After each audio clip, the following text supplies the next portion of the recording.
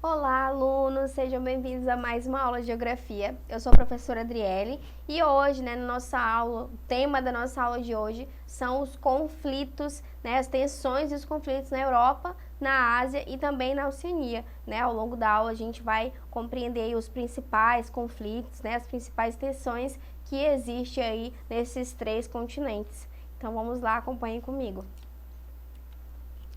Principais motivos das tensões e conflitos, A gente pode aí colocar como principal reivindicações nacionalistas, contestações de fronteiras, instabilidade política, disputa de áreas de influência, religião, diferenças econômicas, ações terroristas e também aí arsenais bélicos. Esses são alguns dos principais motivos que levam os países a estarem entrando em conflitos.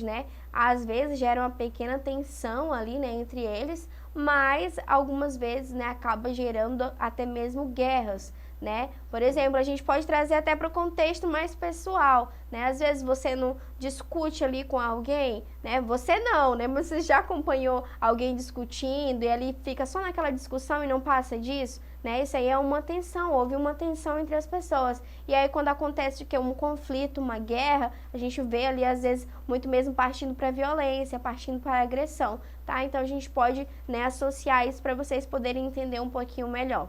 Então vamos continuar. Aqui a gente tem, conflitos na Ásia, esse conflito dessas imagens aqui são principalmente ali em Israel e Gaza, As duas regiões estão sempre entrando em conflitos. Continuando aí no continente asiático, tá? Também temos conflitos relacionados ao Golfo Pérsico. Mas o que seria, professor, esse Golfo Pérsico, tá? O Golfo Pérsico é uma das zonas costeiras mais ricas de petróleo bruto, Então a gente pode observar aqui, que é uma área muito importante e atrai os olhos aí, de muitos países, Muitos países ficam de olho, nessas minas de petróleo que existem lá no Golfo Pérsico. Então lá a gente tem a presença de petróleo bruto, mais bruto do planeta, e é responsável por responder pela maior parte das necessidades energéticas do mundo, pelo menos 50% do total, tá? Então a maior parte aí das necessidades energéticas estão no Golfo Pérsico. Observem aí no mapa, tá? Tem a área aí representando. Tanta riqueza é alvo de quê? Intenso, de disputas, e por esse motivo forças navais poderosas permanecem nas águas do Golfo para proteger essas reservas petrolíferas, Essa é uma mina de ouro, então realmente tem que ter proteção.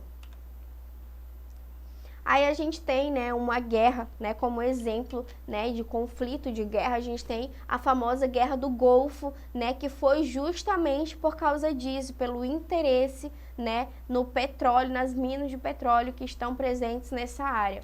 A Guerra do Golfo, ela ocorreu entre 1990 e 1991 no Oriente Médio.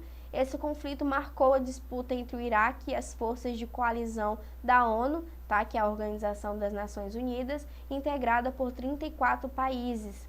O conflito, tá? Observem na imagem, essa imagem representa o conflito do Golfo, tá? Ele começou no dia 2 de agosto de 1990, quando o presidente, do Iraque, o líder do Iraque, o Saddam Hussein, ele ordenou invasão e ocupação de Kuwait.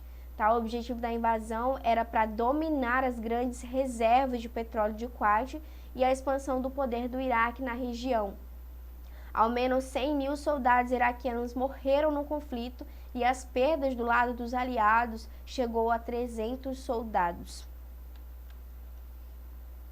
A gente também tem aí conflitos aí no Estreito de Hormuz, tá? Está situado na entrada do Golfo Pérsico. Essa imagem circulando aí representa, tá, esse Estreito de Hormuz. E trata-se, ele está localizado ali na Península Arábica, tá? E trata-se de uma via marítima estratégica por onde transita mais de 40% do petróleo mundial e 20% de transporte marítimo mundial de pequena extensão. Tem 54 quilômetros de largura mínima e seu trecho mais largo não passa de 100 quilômetros.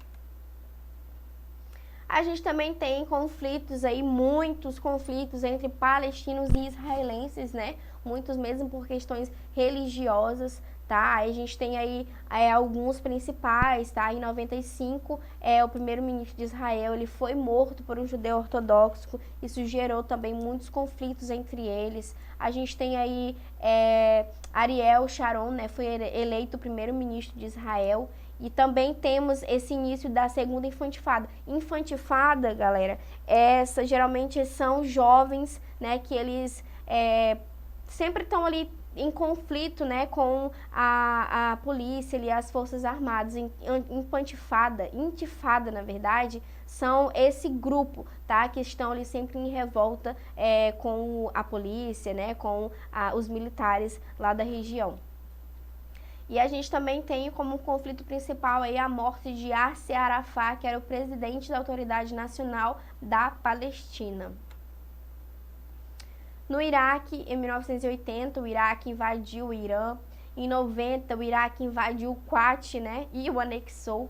Em 91, houve ali uma coalizão de países que invadiu o Iraque, terminando com a sua derrota.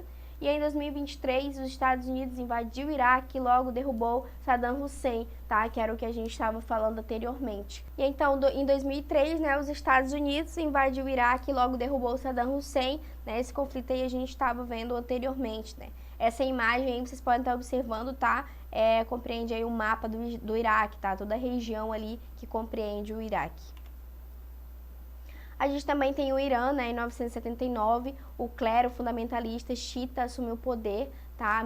Temos lá uma minoria reformista que gera também, né, muitos conflitos. E essa imagem aí é de um principal líder, né, do Irã. Esse homem, ele já morreu, né, mas ele foi muito importante, né, pros iranianos. Em 2006, o Bush ameaçou o país exigindo que se submetessem às inspeções da ONU, sendo recusado pelo então presidente Ahmadinejad. Aí temos também conflitos aí dos curdos, né? Porque eles sempre estão lutando para a criação de um território. Essa imagem em vermelho é toda a região aí que os curdos eles habitam, né? Todo o território deles. No Afeganistão, observem no mapa, tá? Ali tem a representação do Afeganistão para vocês, predominantemente aí de população muçulmana, né? Ele sofreu várias invasões dos soviéticos em 79, não conseguiram vitória, né? Em 95 a milícia talibã conseguiu o poder e os Estados Unidos, só após 11 de setembro de 2001, exigiram que os líderes talibãs entregassem, né, o cabeça da Al-Qaeda. Foi um importante conflito também que houve lá no Afeganistão.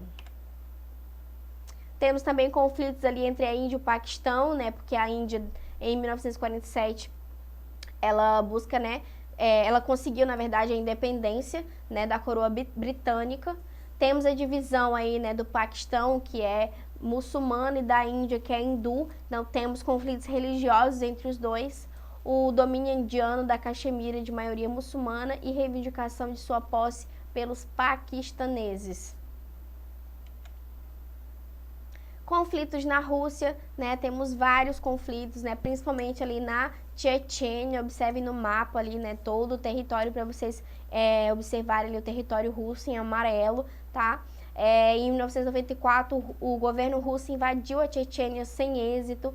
Em 96, houve um acordo de paz para pôr fim ao conflito, né? E o povo ali da Ossétia do Sul, né, de origem persa, eles também lutam pela independência, porque o país ele foi dividido entre Rússia e Geórgia. E falando aí de Europa, também temos conflitos na Europa, né? Temos o conflito basco, que foi um conflito armado entre a Espanha e a França e o Movimento de Libertação Nacional Basco. Observem na imagem, né, que foi um grupo social e político de organizações bascas que buscavam a independência da Espanha e também da França. Atualmente, a gente tem um conflito, né, ali entre a Rússia e a Ucrânia, né? Vocês puderem estar observando, né, assistindo o jornal, é um conflito que está perdurando ainda. Pesquisem, né, usem a internet para vocês estarem compreendendo cada passo desse conflito. Mas em resumo, né, a Europa vive esse momento de tensão devido a esses conflitos entre a Rússia e a Ucrânia. A atual situação deixa o mundo e todo o continente europeu em alerta. O problema se agravou ainda mais depois que a região da Crimeia, na Ucrânia, foi anexada à Rússia. O continente vive uma espécie de instabilidade política, né? E outros territórios ali da Ucrânia já estão vivendo conflitos pós-Rússia, né? Em busca de também conquistar a anexação ao país. Temos conflito na Irlanda, também Irlanda do Norte, tá? Esse conflito aí causou grande perda de vida durante a metade do século XX.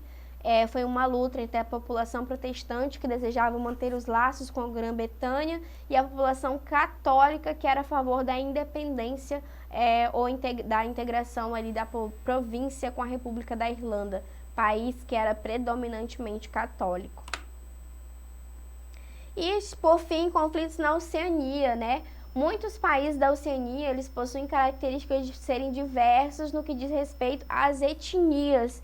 E por terem várias etnias, por ter essa diversidade étnica, né, na Oceania há muitos conflitos relacionados a isso, tá? Tem distintas formas de pensar, a população lá tem distintas formas de pensar e de agir, né? Os costumes acabam entrando em conflito entre si, mas é preciso conflitar também com a ideia de que os países com várias etnias, eles tendem a ter uma maior ocorrência de conflitos internos, ou seja, uma espécie de guerra civil. Também, né, afirmativas de que há mais conflitos em um país diverso etnicamente falando é uma resposta rasa para um problema que pode ter raízes profundas. No caso da Oceania, o professor sênior, o Isiaka Alani Badmus, da Universidade Afibabol, da Nigéria, aponta alguns fatores que podem explicar a ocorrência de conflitos em alguns países desse continente. Então, a gente pode observar, né, que na Oceania, né, os conflitos eles são majoritariamente, né, relacionados a esses conflitos aí de religião, né, de etnias, já que possui, né, muitas etnias, tem muitas diferenças de costume, né, de religião dentro do continente. Então, em consequência disso, há muitos conflitos na região que são relacionados a isso. Tá bom? Então foi isso, gente. Eu espero que vocês tenham gostado da nossa aula de hoje, né? Não se esqueçam que para assistir mais aulas como esta, é só você estar acessando a nossa plataforma Eduque, né? E até aí a nossa próxima aula.